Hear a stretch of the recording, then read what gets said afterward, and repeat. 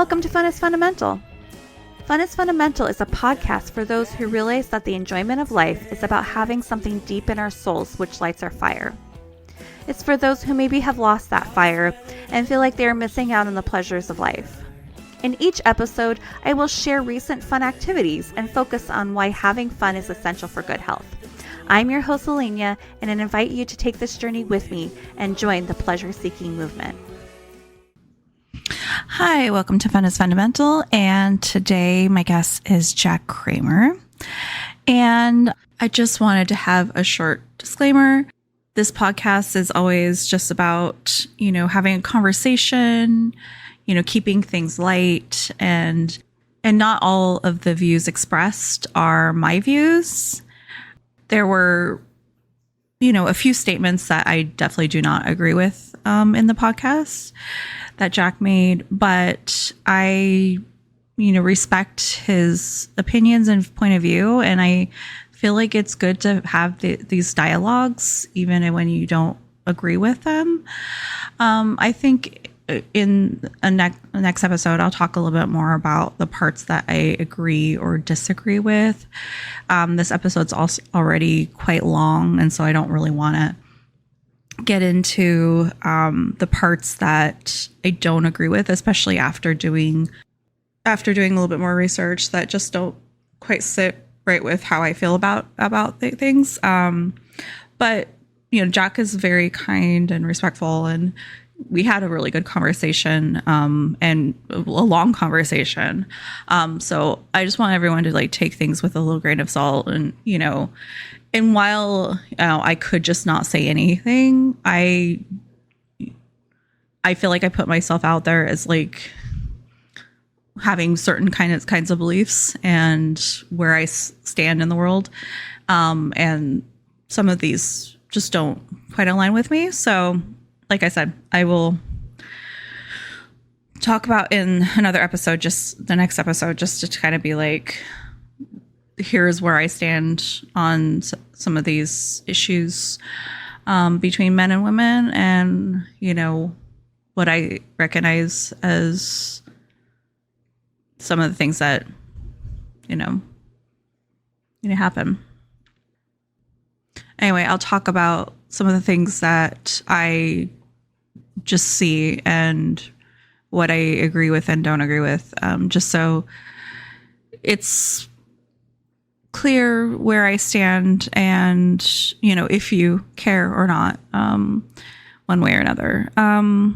But since it is my podcast and my name on it, I don't want to misrepresent who I am as a citizen of this country and everything. So I hope that you enjoy this episode with Jack Kammer and that you take something away from it, because I think that generally the sentiments I 100% agree with. I just don't necessarily agree with why, things are necessarily the way they are 100%. So I guess that's the main thing. All right.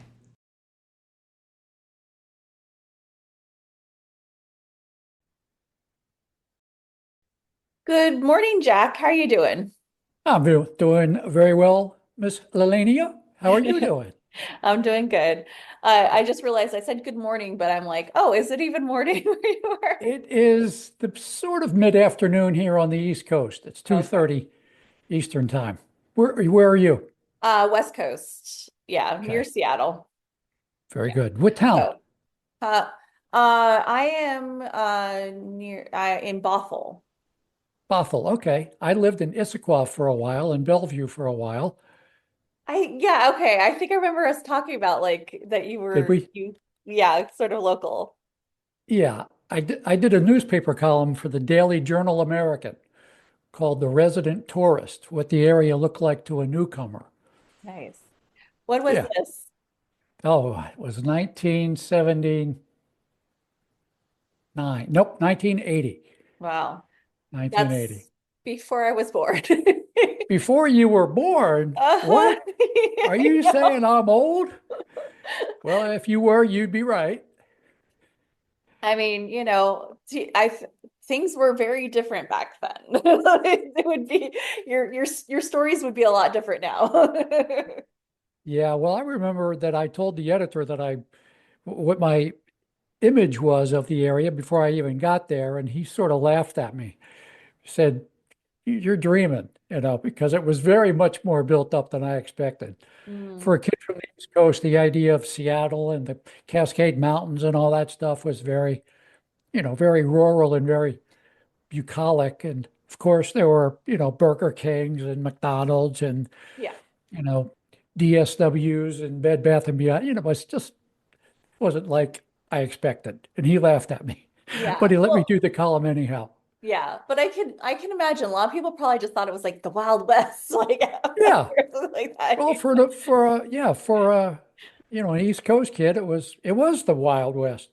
But Yeah, you might know that in Europe, they think they think that everybody in America, or at least they used to think that everybody in America was either a gangster or a cowboy or an Indian. sure. Yeah, I can Yeah, imagine. it's because it's what you see in the media, right? Yeah, yeah. Yeah, Obviously, I'm sure the way they see America now is a little different. Like it's like I would say so. Yeah, like who are those people and why are they doing what they're doing? they're being crazy. Yes, yes. Can you tell the audience a little bit about yourself and about male-friendly media? Yes, I can. I am a retired social worker who went to social work school in 2005 when I was 54 years old. Um, so my interest in going to social work school was based around the fact that I had been interested in the social issues of men and boys since about 1983. Started out doing a radio show about that subject. And it became clear while doing that radio show once a week, interviewing experts about men and boys and their issues, that there were really important social problems involved.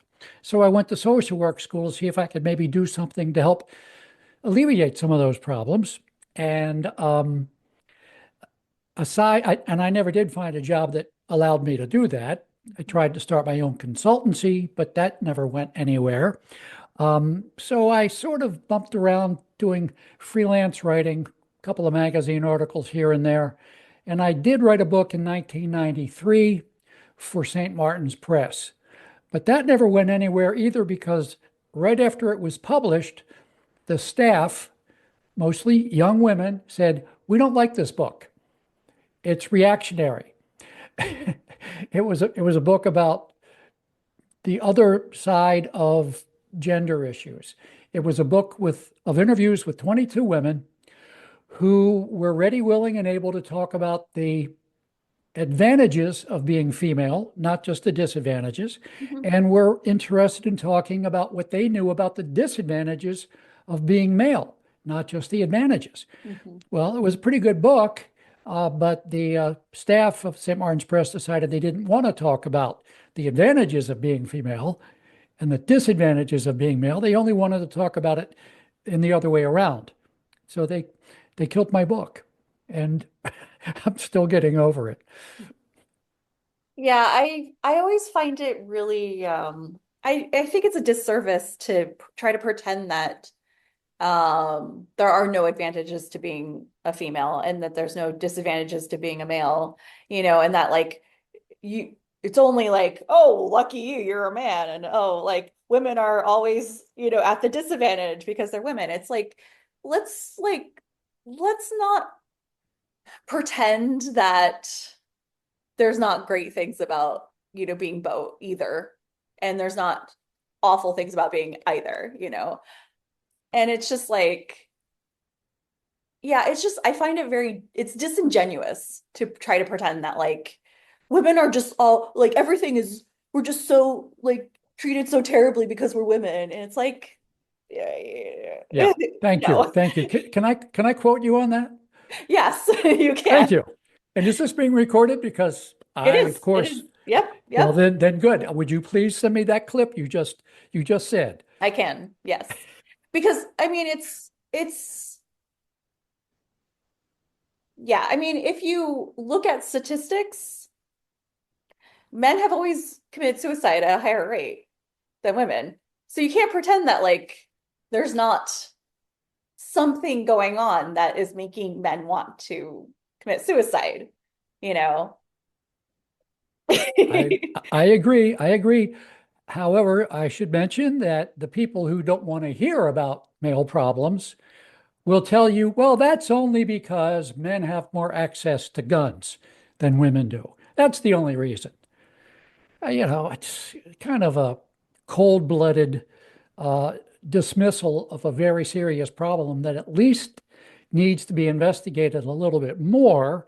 I mean, if men really do have all the power, and if it really is a man's world, why would a man even want to go over to his dresser drawer and get a gun and put it to his head? Yeah. So it's accessible. That doesn't mean he wants to kill himself. Um, yeah, it's pretty dispiriting these days being a man who has problems.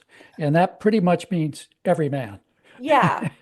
Well, and it's like kind of like like not pretend that men are human beings and they have feelings, like that there's not reasons for someone to get depressed, as a man, you know, like Yes. it's just like, especially if we are trying to, have, more equality, if we are trying to like, have conversations about mental health, then it should be like we should be equally concerned about the mental health of men and not just the mental health of women, and also like, the fact that like I totally respect the fact that you were trying to serve men in, with, therapy because men are so underserved. There's not as many male psychologists as women. Yes. How do you know all this good stuff? I should mention that I was not a therapist.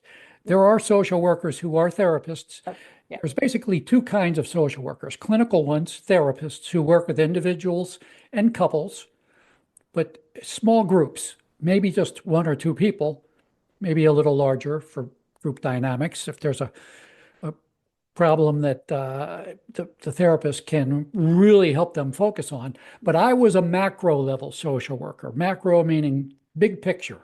Mhm. I was interested in, and still am interested in, laws, social customs, norms, programs, things that encompass thousands and thousands of, and maybe, millions of people. That's the kind of social worker I was. I wasn't nice enough. I'm still not nice enough to be a clinical social worker, you know, which reminds me of a joke about two old psychiatrists who work in the same office building. And they would both leave the office every day at 5 o'clock. And one day, one of the psychiatrists said to the other one, "We get on this elevator every day at 5 o'clock, and you're always so happy. And I get out of work and get into this elevator, and I'm so exhausted and so drained. How do you stay so happy after listening to all those people all day talk about their problems?" And the happy one said, "Who listens?" So yeah, I wasn't nice enough to be the kind of person who would listen to people's problems all the time, especially because I wanted to try to help, hundreds and thousands and millions of people, because it really is pretty systemic. A lot of the bad stuff that happens to men and boys, it really is not based on their personalities or even their own individual situations. It's the society in which we live. It's the culture that has a lot of crazy expectations and demands that it places upon boys and men. Mhm. That's the way I look at it anyhow. And Yeah. I'm not the only one. Yeah. Yeah, definitely. What are some of the major pain points that men in our society are dealing with at this time?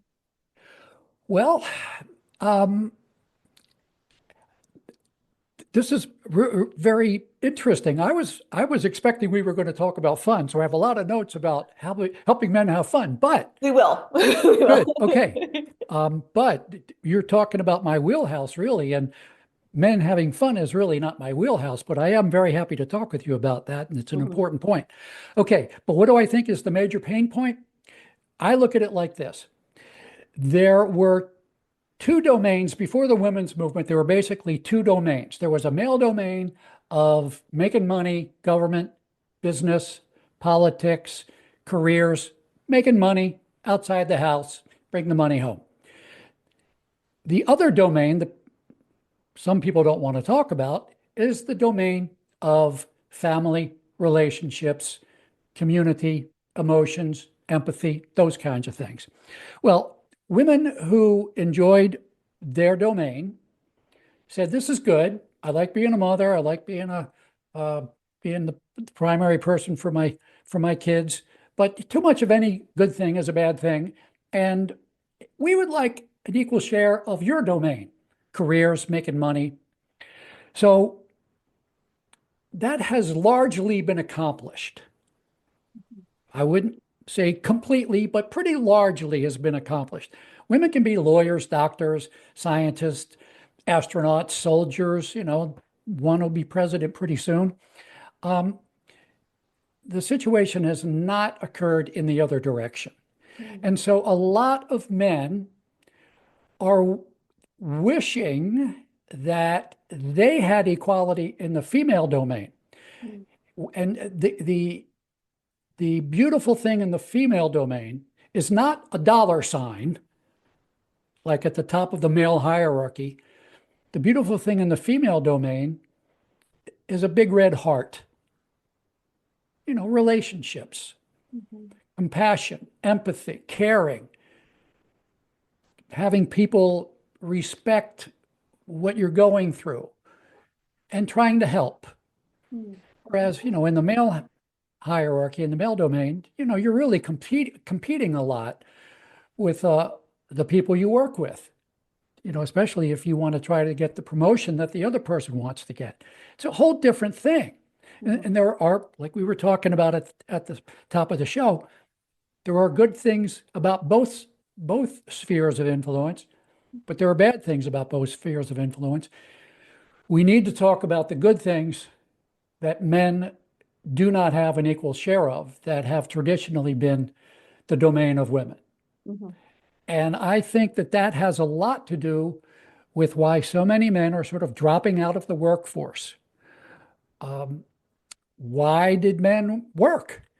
Well, they didn't work because they really liked selling insurance or digging ditches.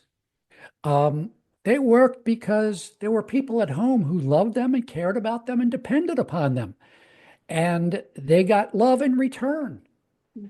But if the woman is making her own money and doesn't need the man and doesn't respect the man, and who needs the man, why is it going to work? That's a huge piece of the problem to me. And we really need to give men equal access to the female domain, just as we have given women essentially equal access to the formerly male domain. So I guess that sort of is a pretty good lead in actually to the whole question of why don't men, have more fun? Yeah. Yeah. Yeah, I recently read a book about, depression and everything, and called Lost Connections. And one of the things is like purpose. If people don't feel like they have a purpose, they like how can you feel satisfied in your life? How can you feel, find contentment if you feel like you're just kind of floundering, you're just kind of there, yeah. Right. Yeah. And to go back to what we were talking about earlier about suicide, to your point, to the point you just made, a researcher in Australia found that the most common phrases that men write in their suicide notes, if they leave a suicide note, the most common phrases are, "I feel so worthless," and "I feel so useless." Speaking exactly to your point about purpose. And if men don't have a purpose, if they're not appreciated for what they are able to do, why are they going to do it? Mhm. Forget about it. See you later. I'm checking out. It's just, it's bad. It's really bad. Mhm. And what's hopeful is that there are women like you who understand. What's unhopeful is that women like you are not really nearly as organized and as vociferous as, the people I call the nasties. Mhm. Um, the faux feminists, the fake feminists who pretend they're about equality between the sexes, but not really, not really. Um, they're just very good at what they do for a living. They got philanthropies showering them with bazillions of dollars, the federal government showering them with all kinds of grants. They make their livings. Lots of women make their livings being professional feminists. And you know what they say? Never, not they, the professional feminists, but the old saying, never argue with a person whose living depends upon disagreeing with you. Mm. Yeah. You know, their livings depend upon talking incessantly about how bad life is for women. Mhm. And the corollary of that is how easy it is for men. And they have to get more and more creative to explain why men and boys are sort of tanking. What the hell is going on? Well, it's uh, it's the patriarchy. It's Mhm. it's male oppressiveness. It's toxic masculinity. It's all that nonsense. And we really got to get over this. And it would be great if philanthropies would donate a couple $1 million to the Lelania Reynolds Institute for Gender Honesty and Fairness. Yeah. But Yeah. that doesn't like sell, like really this like so much black and white thinking about like everything these days is what sells. It's like these snappy little like what can I say to like well, and also like everything's about engagement. Like if you can say something that's gonna like upset someone, then you're gonna get more eyes on you, right? And it's, and it's just like there's we're lacking so much in nuance, in like these conversations. Ugh, Yes. yes. Yes. We like to complain about the algorithms that Facebook uses, that YouTube uses, all of the algorithms. We want to blame them for our polarization. But, if you think about it, we content providers are often very guilty of the same thing. I think it's not very common on podcasting because here you and I are actually having a conversation. Mhm. You're the host, I'm the guest. Thank you for inviting me to your house. Let's have a nice time chatting, Yeah. right? Exactly the opposite of Twitter. Because what's Twitter? Here's a hand grenade, kaboom. Oh, here's a hand grenade, kaboom. And those kinds of content creators are very much about running their algorithm. How can I get the most likes and followers for saying the meanest, cruelest, sleaziest thing I can think of? It's that's why I love podcasting. Mhm. I mean, here we are having, an in-depth conversation about a problem. And it's not 140 characters like it used to be, or what is it now? I don't know. It could probably be a Twitter. lot of I haven't characters been now. on Twitter for a while, so Yeah. I never figured that one out. It just seems so weird to an old guy, to yeah. have followers and to have people like something you said and how many likes did it get? It just seems so crazy. But, it really does make a difference if you want to be an influencer. You got to have followers. It's Yeah. it's it's beyond me. I just I guess I'm sort of glad that I won't be around in 30 years when it's really crazy. I, I mean, there's like part of me that's just like when we gotta hit a tipping point, like it's already like so crazy. I feel like, Yeah. yeah. No, I am part of the demographic of like online users. And there's sometimes where I'm just like, what is going on? Like everything is crazy. Yeah, yeah. Yeah. My my my my wife does Facebook, but only as a lurker. Mm, Um, she never posts, hardly ever posts. But she has pointed out to me that there are some really, really funny things that people come up with. mhm. And Yeah. it makes me laugh too. And it sort of gives me hope that not everybody is dug into their little foxhole, looking to shoot somebody else in the other foxhole. Yeah. No, and yeah, you really have to curate your social media to like find the community of people that like you can actually talk to and have conversation with because it yeah, it is a war out there. Like, like there's a lot of nastiness and it's Yeah, just kind of like just gonna not engage with that kind of thing. You yeah, just have to, yeah, yeah, just not yeah. be a And part of and that. I try to think of what's the antidote, what's the opposite of this bad stuff. And sometimes I think that maybe the opposite of all this bad stuff is, maybe a little bit of humility, that because you think something doesn't make it right, Mhm. although everything I'm going to say on this podcast is absolutely 100% right. Um, Kidding. Of course, I Um, know.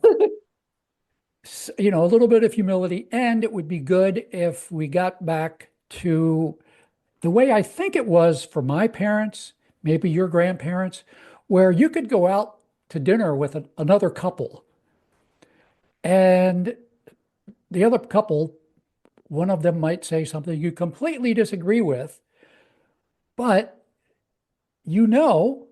at least you did back in the old days, that letting somebody say something without you challenging it and arguing about it doesn't mean you agree with it.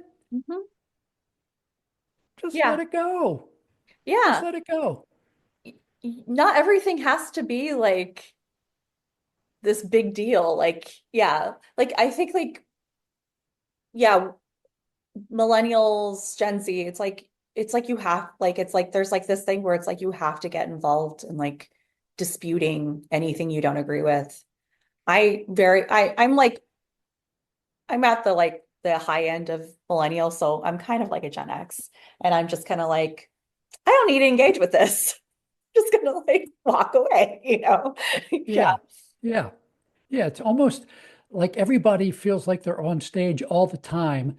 And if somebody puts something on your feed, I think I'm using the right term here. If somebody puts something on your feed and it's public and you don't blast them back, they're dissing you when you lose face. Mhm. But that's because you're always expected to be on stage. And who can be on stage all the time and be a genuine person? Yeah. You get exhausted. Mhm. But that's me, and I have like no social media presence. So I guess Have if, you done like since we're talking about social media, is the have you seen any correlations between, the rise of social media and, some of the issues that men are going through? well, that's a really, really interesting and deep question. I have thought about it. I don't really think I know much of an answer, but it is fairly well established, I think, in the science that women are better with words than men are. And so, things like Twitter, um, and blogging platforms, they're about words. And now everybody who's got a keyboard and a computer, is pretty much their own publisher and editor. And women are they like that. They're good at that. And often they can, tie a man up in knots if they get involved in an argument. And I think that's one of the reasons men get so mad at some of what they see and read on the internet. But, other than that, other than women's general better facility with words, well, there is another idea. Mhm. And I'm a little hesitant to mention it, but I will mention it because I know you're not going to cancel me. Although you could click that leave button, couldn't you? Done. I can't believe you said that. Um, I do think that it might have been the mutation of feminism that really got us off in this really terrible direction. Did you ever hear of Betty Friedan? Mm. Did you ever hear of the book, The Feminine Mystique? Yes. Okay, so Betty Friedan wrote The Feminine Mystique. It was published in 1963. She wrote about the problem that has no name. And it was the problem that women were facing, educated women, ambitious women, smart women, energetic women who like being mothers, happy with their families, but too much of any good thing is a bad thing. They wanted more. So Betty Friedan wrote about the obstacles for them to be able to do more, to be lawyers, doctors, astronauts, whatever.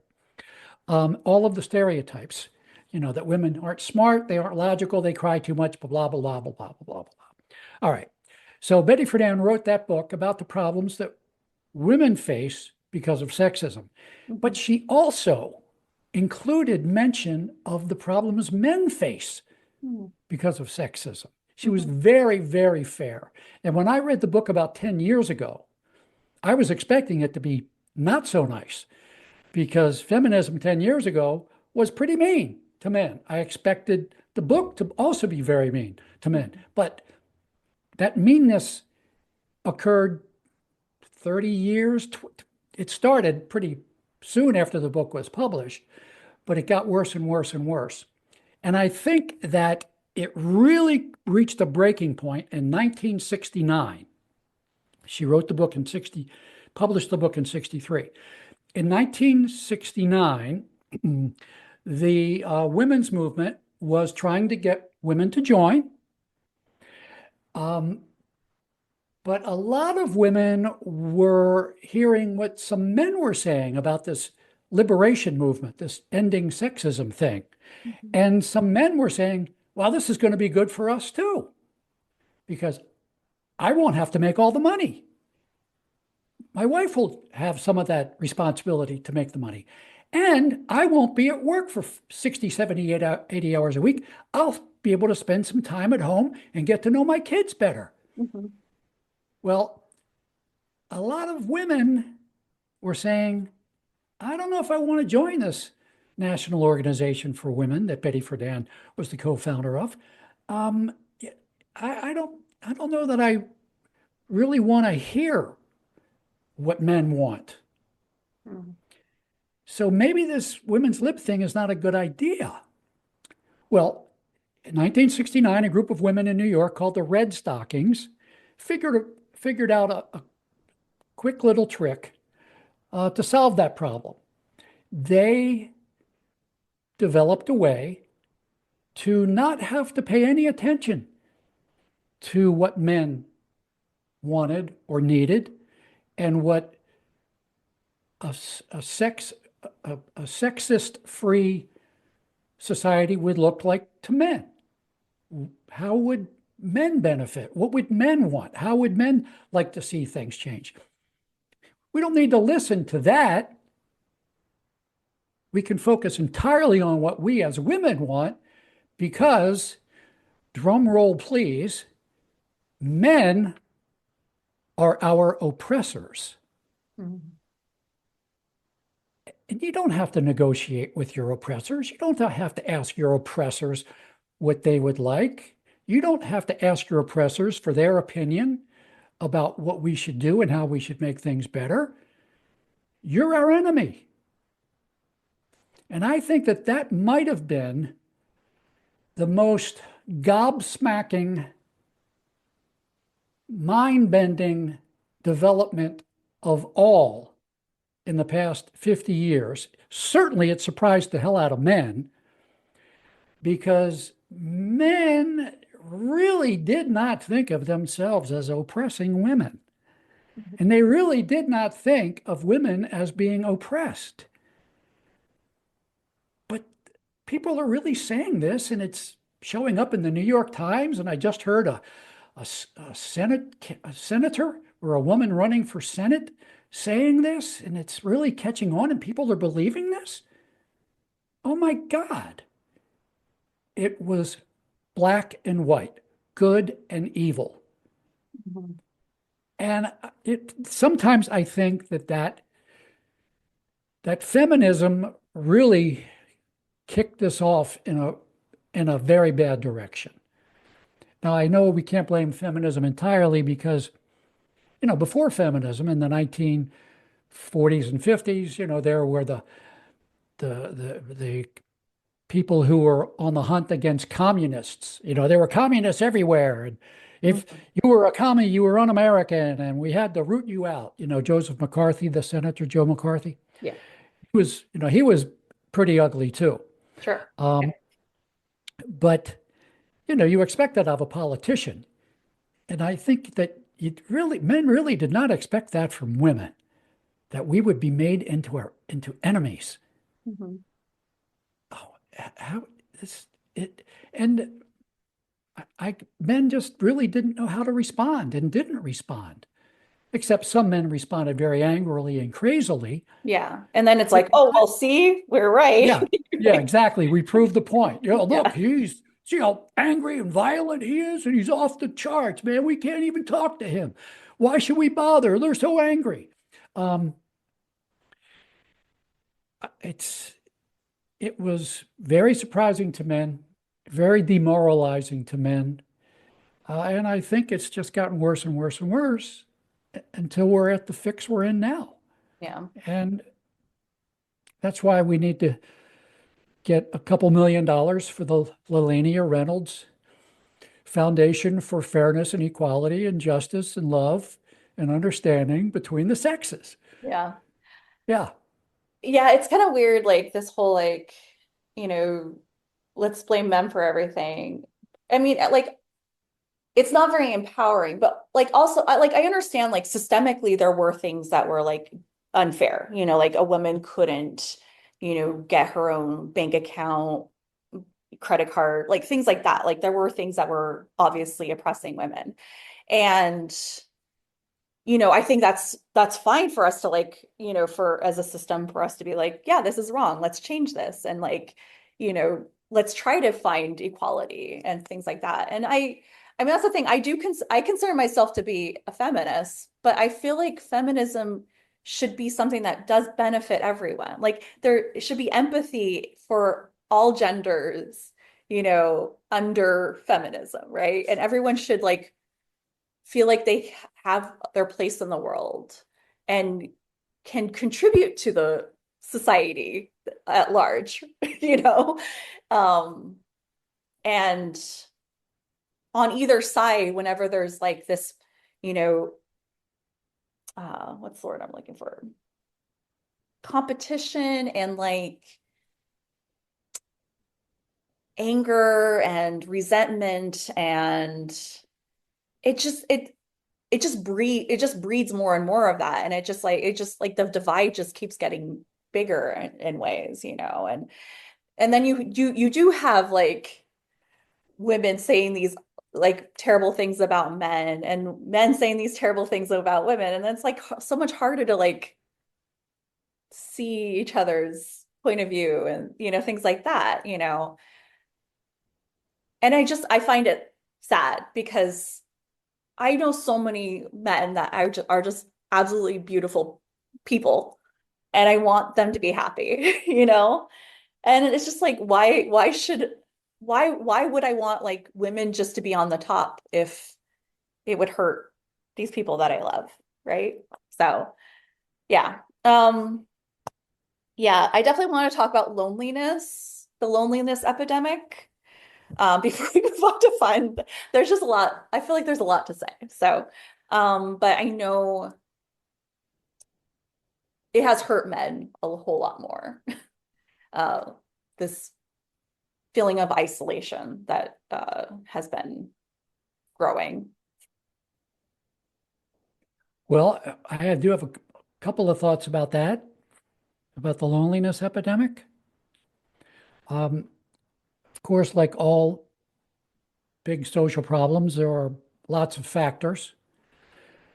I think one of the factors that I haven't heard getting a lot of attention is that men used to have a lot of friends, that they would hang out with, be with, talk with, um, buddies, bowling leagues. The book Bowling Alone, right? Do you know about that book? No, I It's don't. about, I think it was the first book about the loneliness epidemic. Bowling Alone. Okay. When did that come out? Geez. I don't know, 20 years ago, maybe? I don't know. Don't know exactly, but it was about the demise of organizations, social clubs. And I think that has hit men particularly strong for two reasons. One is that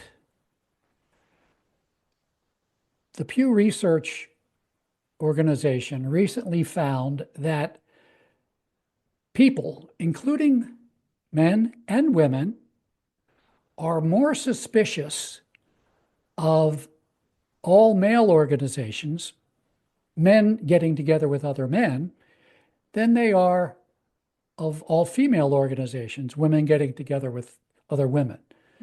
We just sort of not sure we like the idea of men getting together anymore. Because, they're probably just figuring out how to oppress us more. Mhm. That's one of the two factors that I don't hear getting discussed much. The other is the idea of a brand. Coke versus Pepsi. It's men and women. The female brand has really been burnished. It's been elevated with 50, 60 years of a lot of advertising about how great women are. At the same time, the opposite has happened to the male brand. I mean, think about the hit that was it Wendy's? Think about the hit that Wendy's took. Probably only lasted a couple of days, but when somebody found a chopped off finger in their cup of chili, Mhm. that hurt the brand Yeah. of Yeah. Wendy's for a while, you know? Imagine. And the male brand has been subjected to a lot of these kinds of things. Uh, you know, this man shot his wife. This man left his kids. This man stole money. This man caused the war. This man sexually harassed me. On and on and on and on and on and on and on and on and on and on and on and on and on about men. Men. So, if I'm a man, and I think I'm a pretty good guy, why do I want to go hang out with one of those scumbags? So now who am I going to hang out with? Well, nobody. I'll go bowling alone. Mhm. I don't, why would I want to talk to anybody? These guys are all stupid, mean, ugly, doing horrible things. Why would I want to talk to them? Mhm. I think that's part of it. Yeah. Well, and then it's like you're tainted by association because you hung out with a man. Like, like how dare you? Yeah. Well, and also like, I mean, I think like even in like we've just men are so often like in like let's say sitcoms. It's like the dad's always like this useless like character like who can't like do anything right or yeah, it's just like I'm so tired of that like that tired So such a can tired cliche of like the man who's like incapable of like doing things. It's like Well, okay, I want to zero in on that. mhm, Thank you for raising that. He's so incapable of doing things. Let's get more specific. All of these things we hear about men, see about men, are told about men incessantly, incessantly, incessantly. I believe that it's not a conspiracy like somebody got together 50 women and they all are controlling the world. yeah. But I do believe that it's a messaging strategy on the part of professional feminism because the messaging of all of these things that men can't do is really messaging about why men do not, in fact, deserve equal access to the female domain, even though we did get access to the male domain. Mhm. All of the stereotypes about women were all wrong, and anybody who believed them were chauvinist pigs. But if you believe these horrible things about men, well, that's because you're very insightful, smart, wise, and you're an empowered woman. So that's why you can feel perfectly fine treating men as second class citizens in the domain where the heart is at the center. Mhm. Men don't know how to take care of kids. Men That's don't not know how to be in, huh?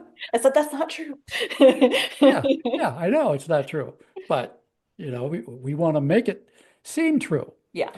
Um, for a lot of reasons, we don't want men to even think about claiming that they should be equal here, and they also want to make sure that any social worker or judge in a divorce case wants to believe that this guy, you can't take care of these kids. Hmm. You know, um, I think that all of the stereotypes that existed about women back in the 40s and 50s were all sort of in the service of keeping women at home. Hmm. All of these stereotypes we currently have about men are just running rampant with nobody saying, excuse me, that's pretty freaking sexist.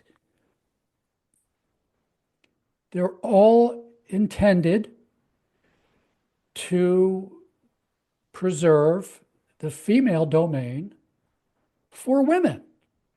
So you got men occupying half of the space they used to occupy on the one hand, and about 1% of the emotional space that they would like to have 50% of it. They got 1% of it. They're pretty lacking in heart space. Hmm. Where does that leave them? Not not in a place where they're bound to have good mental health, Yeah. and not where they're in a place where they're bound to have happiness and joy and patience and kindness and love. And you know, it's that's what I think is going on with all of these sitcoms about the Homer Simpson being a buffoon. Yeah. Yeah. It's yeah, it's sad because I love seeing men who contribute to the household who are wonderful with their kids. I've worked with children for more than 10 years.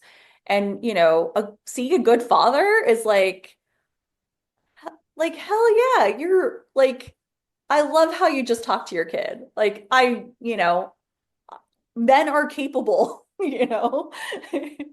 Men are capable of being nurturing and it's like, don't we want more of that? Why don't we want more of that, you know? Yeah. I want to mention a movie that you might really like. It's from 2011, so it's a little bit old, but I just watched it again 2 days ago, and I loved it. I love it a lot. It's called The Other F Word, and it Okay. is about punk rockers. Punk rockers who became fathers. Oh. And the change that came upon them when they had kids on the way.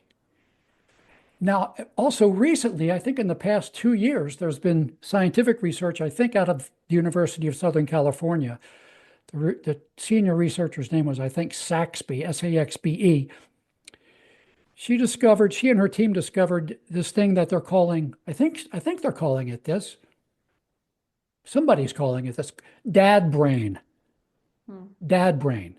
She found it was a small experiment, needs to be replicated, a larger experiment, but she found that men who found out that they were going to have kids experienced some actual physical changes in the size and structure of their brains. Hmm. Some parts got bigger, some parts got smaller, some parts got more wiring, some parts got less wiring.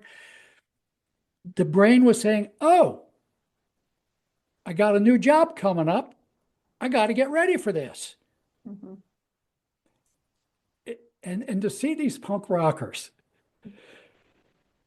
get to this point where they are just so in love with their kids, it's just really beautiful. Mhm. It's really beautiful. It's called The Other F Word. You I wrote can it down.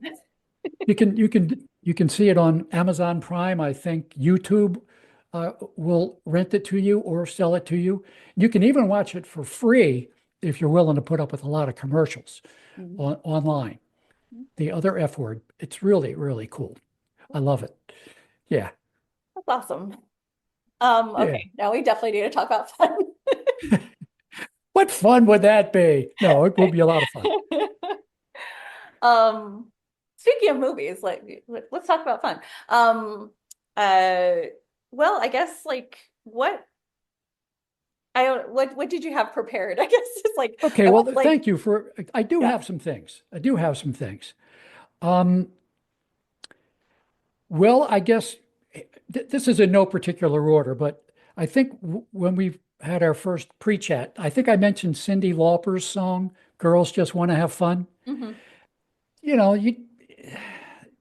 I think that there is sort of of more of an entitlement that we think women have to having fun.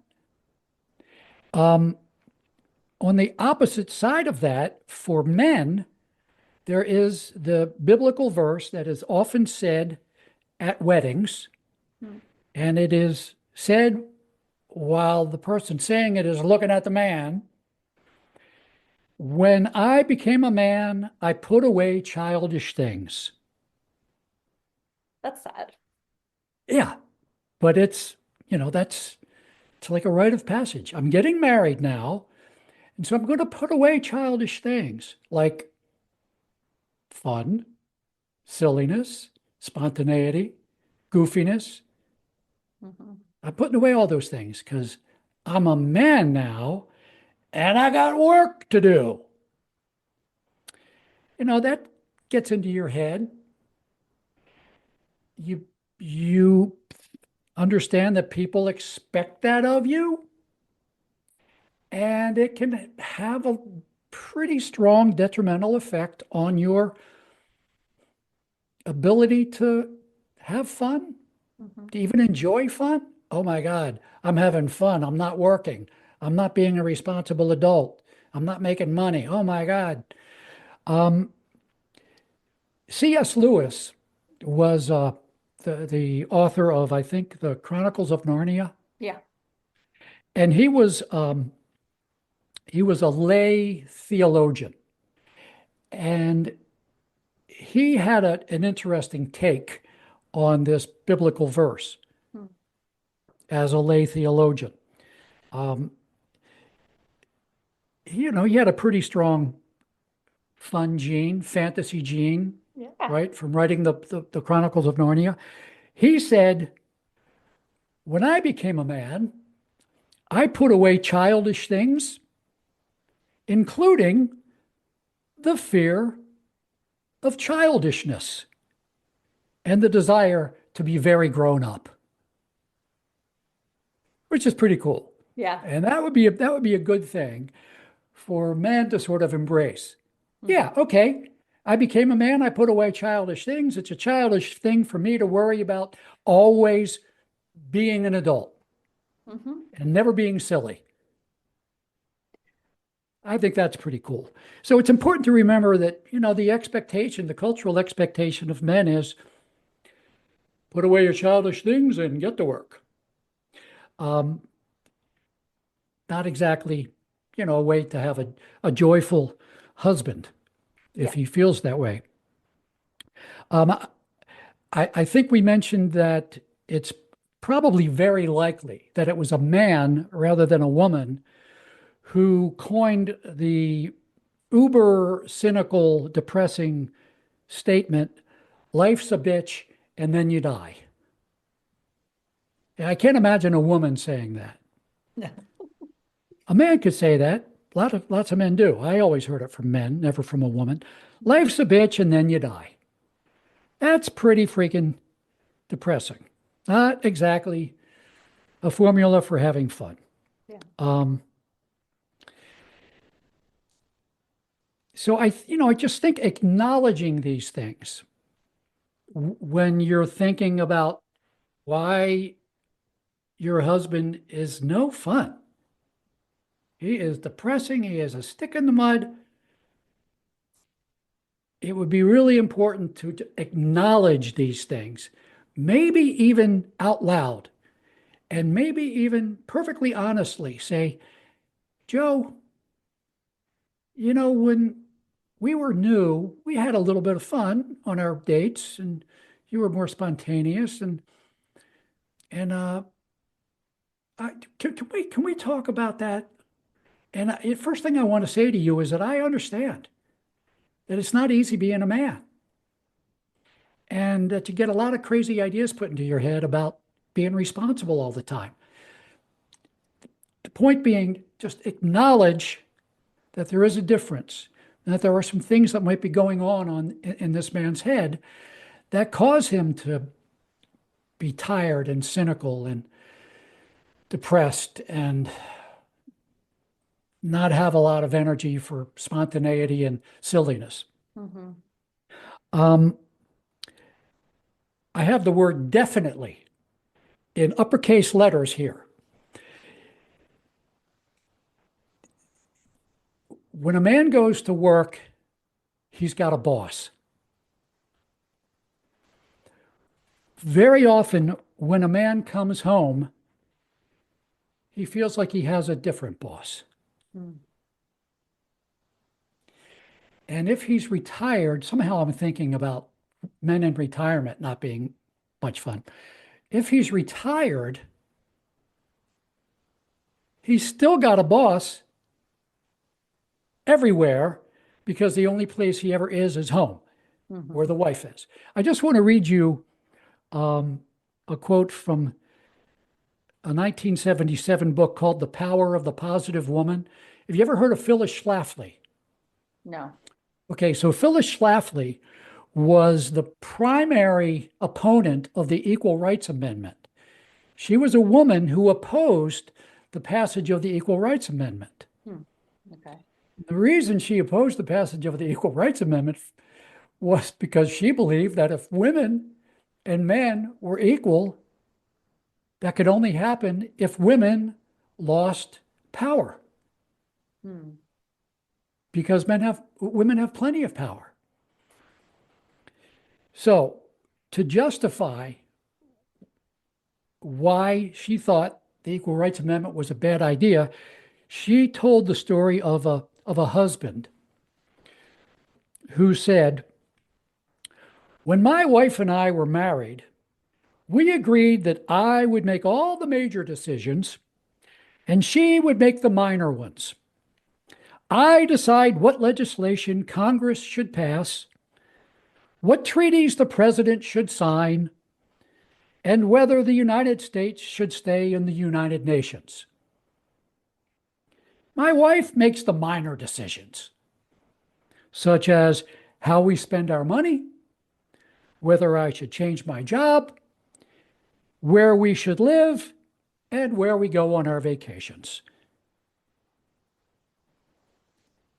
To be acknowledged. It needs to be acknowledged. A woman who wants to try to bring her man back to a place where he can have fun has to really, really, really be careful not to do anything that reminds him of a boss. A partner, yes. A buddy, yes. A friend, yes. A wife, yes. Someone who loves you, yes. Somebody who's trying to control you and get their way, no. No. Um,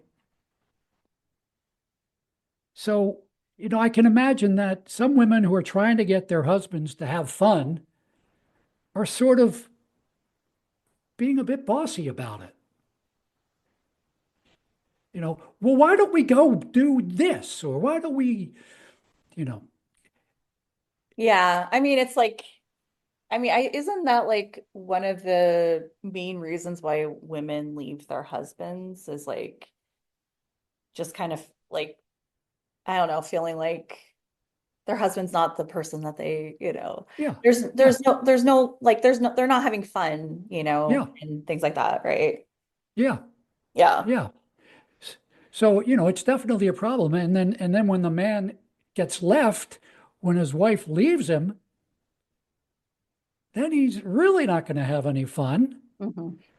And he might be going over to the dresser drawer to pull out the gun Yeah. Yeah. because older men in divorce are at very high risk of suicide. Mhm. So, um, women, I would suggest that women really be mindful of the ways in which they might be thinking of the home as their domain. I mean, they ran it for 30 years while he was, at his career for 30 years with a daytime boss, Mhm. and he came home to you and you were the nighttime boss. And a woman might have a difficult time, not treating the man like she's the boss. Mhm. Um, did you ever see the movie Citizen Kane? Yes. Do you remember I think it was the last thing, the last word said? What, say it? Rosebud. Rosebud. Why don't you tell your audience what Rosebud was? It was his sled when he was a kid. And why, what's the point of having the movie end there? Well, everything was like his ambition and like drive, and you know that wasn't actually end up being fulfilling for him because he missed the time in his life when he was the most happy, was when he was able to play and be free, and so he just held on to that memory, and He although was a fortune didn't fulfill him. he was a huge media magnate, had a bazillion dollars. Everybody thought, oh my God, he must be so happy. He's got all this money. And he was a miserable son of a bitch. And the last word he said on his deathbed was Rosebud. And so the lesson there might be for a woman who wants to reconnect her husband with his fun streak, his fun gene, his fun memories, is to ask him, what did you like to do when you were a kid? What was your favorite? Did you have a hobby? Did you have did you like to go fishing? What'd you like to do as a kid? Oh, well, man, it was so long ago. Yeah, I used to really like to go. Well, I would really love to do that with you sometime. Would you ever want to do that? He might say, well, I mean, that's kind of childish, isn't it? And you would tell him what C.S. Lewis said. And no, it's not childish. It was fun for you, right? Why don't we do it? The kids are out of the house. We got our last mortgage payment in 3 weeks. We're cool. Let's go fishing. You can show me how. That kind of thing. Connect him to when he did have fun. Mhm. Um, maybe he used to like to fly radio controlled airplanes. Well, a lot of women would probably say, that sounds pretty cool. I'd like to learn about that too.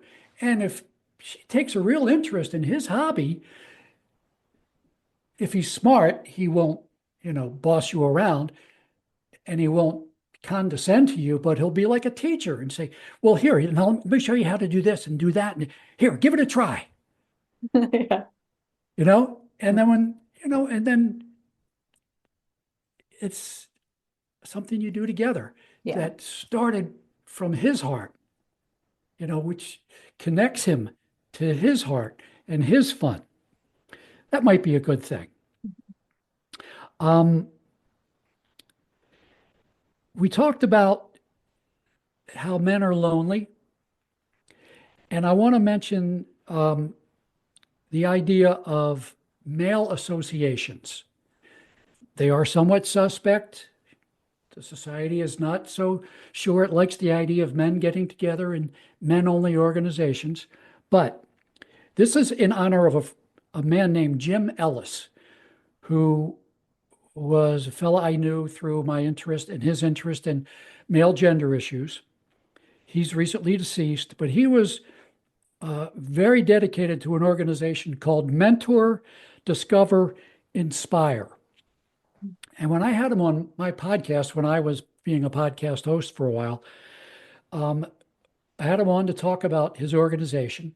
And I said, so you like to get men to join.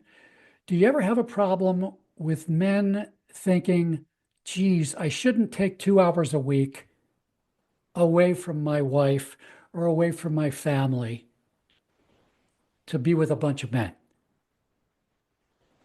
He said, I hear it all the time. And the answer is, go talk to my wife when I get home from one of these weekly meetings. I am so full of energy. I am so happy. I am so plugged in. I'm so relaxed. I'm feeling so good Mhm. that, yes, we lost 2 hours together, but the hours we have together are just going to be so much better because I'm feeling so much more plugged in and in touch with who I am as a man. Mhm. So, mentordiscoverinspire.org is a website. I'm not saying this is the only men's organization because it's not, but in honor of my buddy Jim Ellis, mentordiscoverinspire.org will help men find what this organization calls teams, other men who are teaming up to support each other, be friends with each other. Um, and, you can find on the internet pretty much anything. And, you do a search for male positive men's groups. You explore, do some research, find a group of men who are feeling the same way you are, maybe a little lonely, Yeah. who are looking for some male camaraderie. The men will feel better when they get home. They'll be more in the mood to have fun. Mhm. They'll be more inspired to have fun. They'll be more energetic so they can have fun. Couple of other things. going out to dinner, just you and your husband, can be not so much fun because you're just sitting across the table from each other and you don't really have that much new to say. But another couple, a double date, can add all kinds of interesting possibilities to make it more fun. But one caveat, if a woman is to suggest that, hey, would you like to go out with Bob and Betty? Be very sensitive to what he says in response. I know that I, I've been interested in these issues for men for a long time, 40 some years. Mhm. And I have noticed that I'm a I'm a pretty good listener when I want to be, even though I've been talking like 90% of the time in this podcast. Yeah, that's like Um, the way to get a man to talk is to listen, and especially not to compete with him man to man. Oh, well, that's nothing. You think that's a big deal? Let me tell you about myself. Mm, You sure. know, Yeah. men are up to their eyeballs in competition. They don't want to compete. So if you want to suggest that you go out with Bob and Betty, think about Bob and think about whether Bob is the kind of guy who would say, well, that's nothing. Let me tell you about myself. Mm, And maybe if you don't think he is that kind of person, maybe mention to Betty, um, a really good idea when you're going out with another couple is to listen and not compete. And that helps people all feel better and relaxed. That they're not being judged. They're not in a race. It's not more of the same old where I have to achieve and show how great I am. mhm. I just I can admit my own mistakes. Let me tell you about the stupidest thing I ever did. That's fun, Yeah. right? That's how you get people laughing. Yeah. Yeah, yeah, yeah. So, a double date can be helpful. If you're old enough to have grandchildren, how much fun can they be, Sure. right? And Hmm. so, as a woman, you need to be really careful not to sort of think that the grandmother is the primary person who should take precedence over the grandfather, Hmm.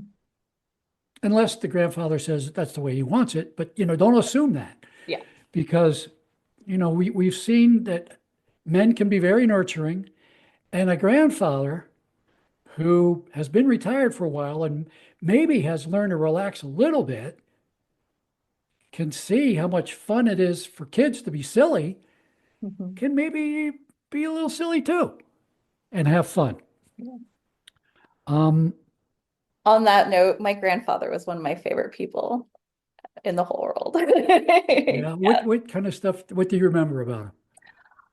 He just, I think we just like kind of like without saying anything, we just kind of spoke the same language, like I, he would like just like have me like come sit with him and we would watch TV together. And I remember him taking me golfing and, he taught me how to drive, you know, like, yeah, he was just like, um, he was a quiet grandpa, but he just was always very nurturing and caring and just what was like such a solid person. And it's actually funny, like my husband kind of reminds me of my grandpa sometimes. Like that's just how his personality is. And I'm just like, I don't know how I ended up with someone who is kind of his personality is a little bit like my grandpa. But yeah, Well, maybe that's not by accident. no, it might not be. Yeah, yeah. Well, that gets me. Oh, I do have one more thing. One more thing. Um,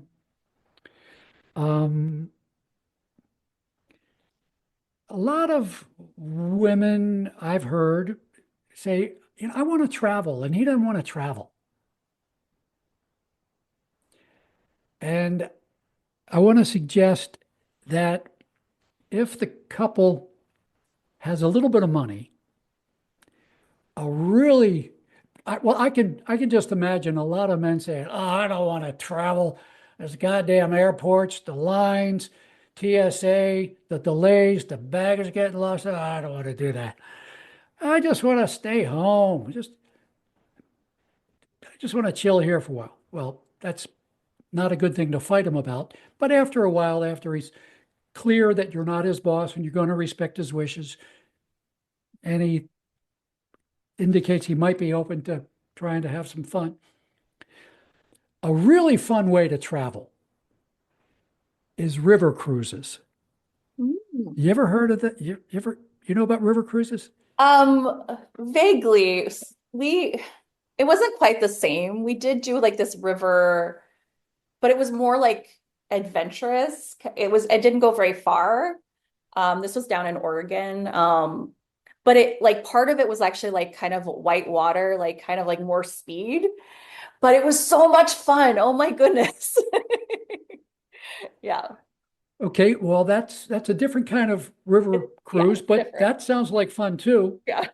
if the man is up for it. Mhm. But for a man who is kind of sedentary, just wants to sort of relax after 30 years doing what he did, Mhm. um, river cruises are really cool because back in the day, lots of little towns grew up along rivers. Sure. And this is true in America, the Mississippi River. It's true in Europe. It's true in South America. It's true in Asia. Mhm. Depending on how much money you have, probably the most economical would be a river cruise of the Mississippi River. And what's really cool about river cruises is that you get to go from this town to this town to this town to this town to that town. And they're all slightly different. They all have stories and they all have different things on their main streets.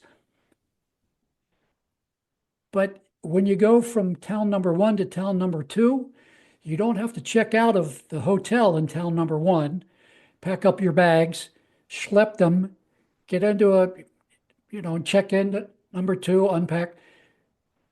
On a river cruise, your hotel goes with you. Mm. So it's really low stress, low, no fuss, no muss. Mm. So maybe that kind of a thing would be worth mentioning if the man is like, I don't want to go through all that headache. Sure. Yeah. It's my wife and I did two European rivers, had so much fun, and you can do them in the United States, the Mississippi. I Yeah. mean, think of all the Mark Twain stuff. And it's relatively affordable because you don't have to fly yourself to Europe or to Asia or to South America. Yeah. Well, that's what I was gonna say about like a lot of like ocean cruises, they don't do round trip. And it's not gonna go necessarily back to like where you're from. So sometimes you're still like ending up having to like fly, you Well, know. that's true on river cruises too. Okay, okay. You fly into one end of the trip and then you fly out of the other end of the trip. Okay, okay. I don't know of any river cruises that do round trips, but you're going to have to fly into a place and out of a place, whether it's the same place or not. Yeah, I guess that's true. I mean, there's no way of avoiding having to get to the boat Yeah, and then leaving the boat.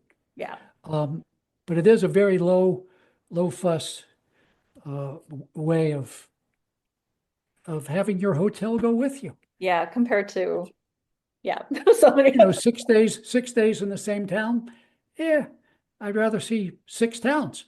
hmm Yeah. And probably a lot of men would be like that too. hmm Um, well, okay, so that's the end of my list. Those are just some ideas about helping men sort of reconnect with their funny bone. Yeah, definitely. Oh, it also like it reminds me of recently my husband went to I know it's not only for men, but the Eagles. And unfortunately, though, like a lot of those organizations are like dying, and a lot of the members are men. So like, I mean, it's still like something like for like men can connect with other men, because it's a social, a lot of it's like social organization. And unfortunately, like a lot of the chapters are like are having a hard time getting members these days. So it's like maybe something for some people to look into also.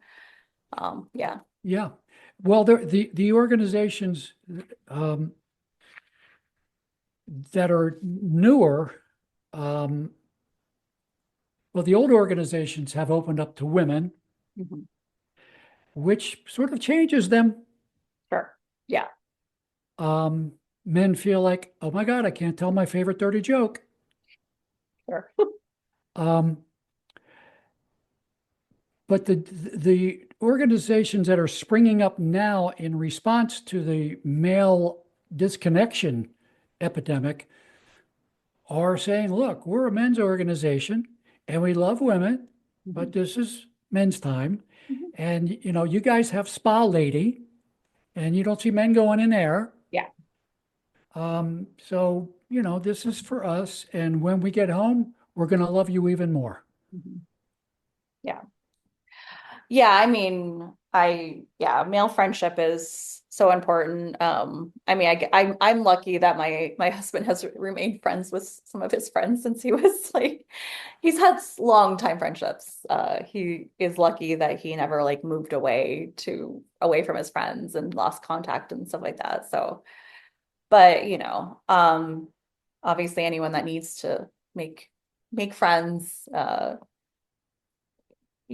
think should do that. Yeah. Uh, yeah.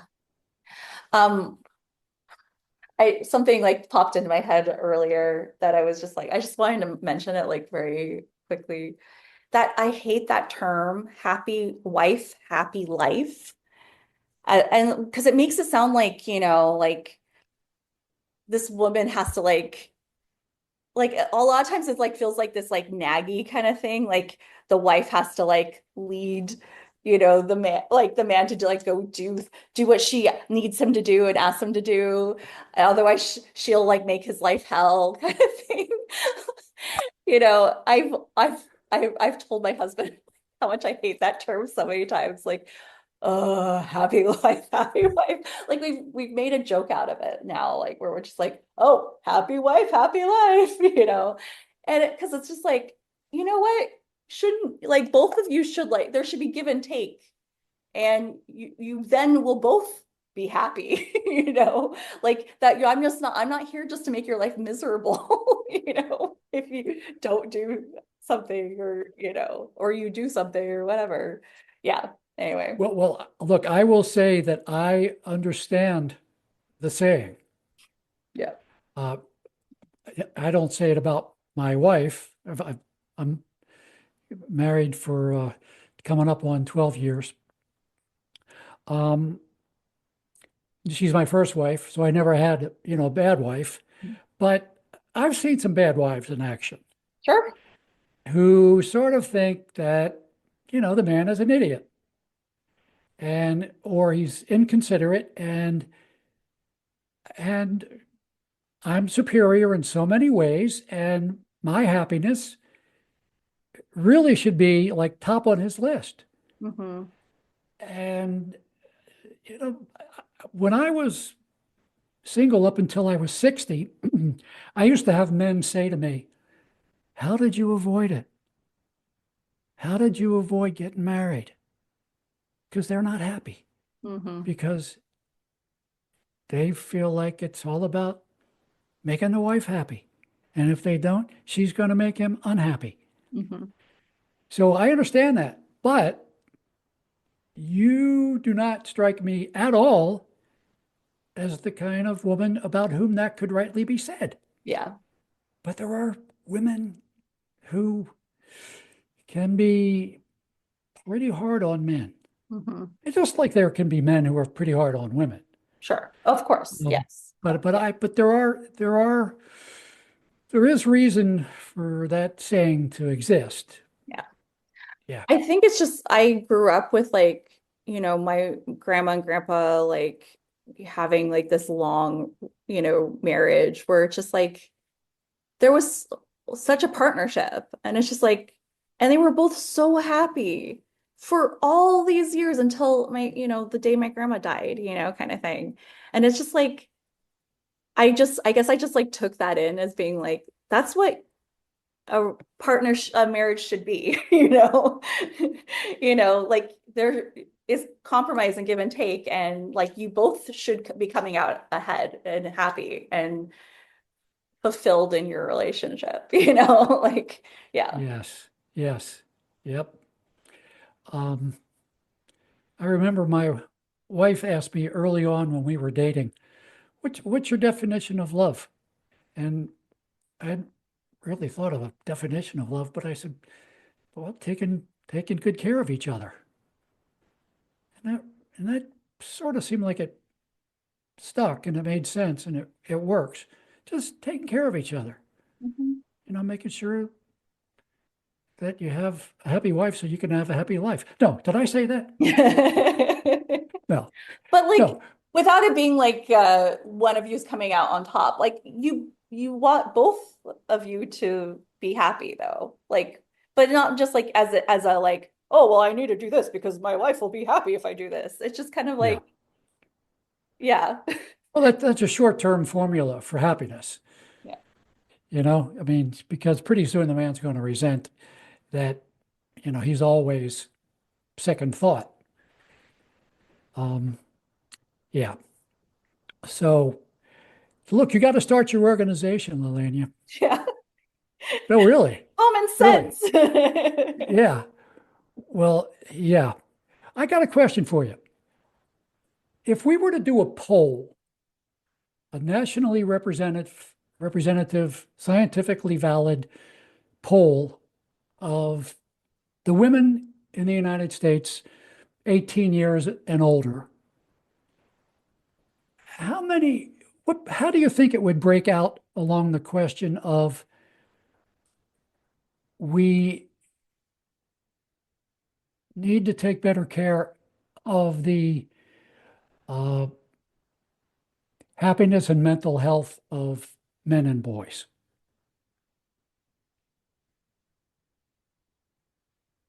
No, that's hard. I would like to think that a lot of people would agree that yes, we should take, I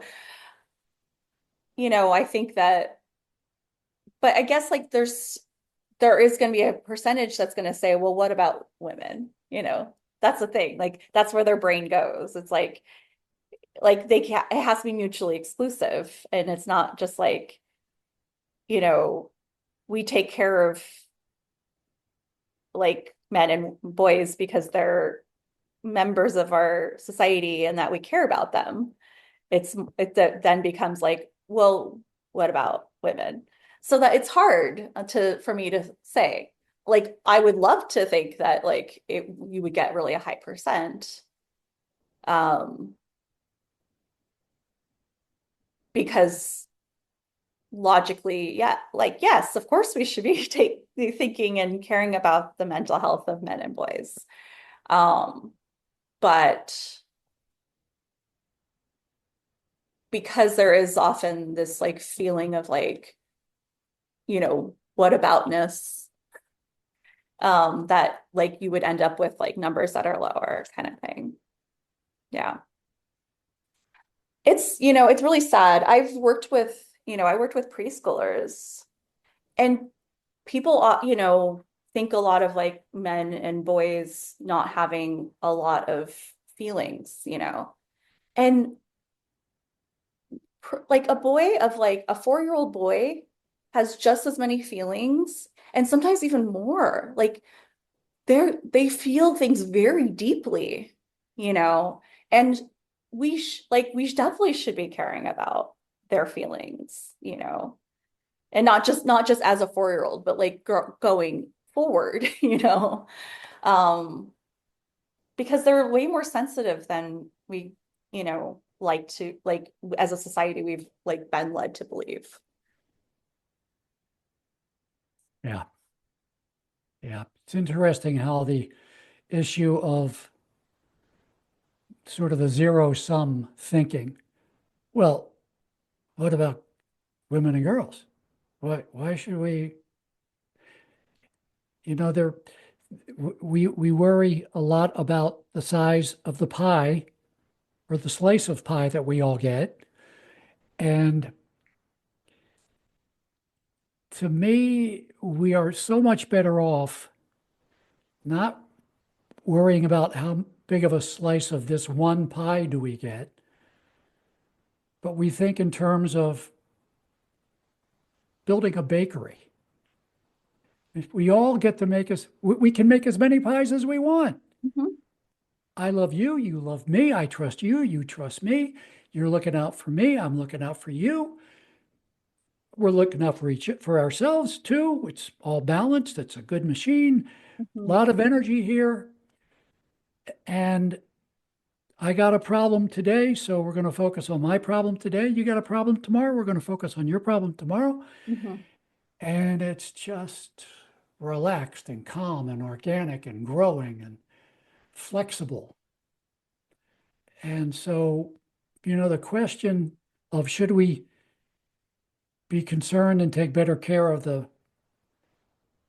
happiness and mental health of men and boys would, sort of automatically include the context of just as we take concern and care about the happiness and well-being of women and girls. Mhm. It's not either or, it's not zero sum. Mhm. It's, well, of course we need to do that. Yeah. But it's interesting that we have to give this so much thought that maybe we don't really want to do that, take care of men and boys, because women and girls still have problems. Hmm. It's, and I think a lot of men sort of perceive that too, that not really, it's not really very there's the society is not really very caring Mhm. toward men and boys these days. Mhm. And that's a problem. And it's a But problem that is being felt throughout all of society. yeah, yeah. Yeah. Well, I hope a lot of we men went listen for to this. an hour and a half. Okay. Well, I hope a lot of men listen to this podcast. I think it's a lot more women, but I hope that like this will draw some men to come hear it. Yeah, because men are going to say, "Oh my God, I heard this woman who talked for an hour and a half, and she was really nice to men and boys. She really cared about men and boys. Oh my God." Yeah. I mean, why shouldn't I? Why shouldn't I care about everyone, right? I want good for everyone because I think I agree with you where it's like I feel like good produces more good. Like everyone comes out better when we take care of everyone, not just certain members of our society. Yeah. Sounds good to me. Yeah. Well, thank you so much for being on. Where can the audience find you? Malefriendlymedia.com is my website. Um, it's all one word, no hyphens, malefriendlymedia.com. I have all of my stuff is there. Um, I did recently reconfigure things a little bit to feature the 3 books I've written. Um, the book that I really would like to be read, the book that I think could maybe do the most good, is a book I've written for boys. Hmm. Uh, I was thinking in terms of 13 to 23. So if your audience has sons or nephews or grandsons in that demographic, uh, maybe, maybe, and if the boy is having any kind of trouble at all, uh, making sense of his place in the world, it's called Heroes of the Blue Sky Rebellion. Hmm. Um, and there's a sample chapter on the website. Um, Yeah, it's the book that I think could do the most good right now, because I really do feel for boys. I can't imagine what it's like to be a boy these days. Hmm. Yeah. Yeah, definitely. Yeah, definitely. Uh, kind of hard times for sure. Yeah. Yeah. Yeah. Well, thank you so much for being on. Elena, thank you for your show, because fun is fundamental. Yes. And this was a lot of fun. This particular episode was a lot of fun. Oh, good. I'm glad you enjoyed it. I sure did. Thank you. You're welcome.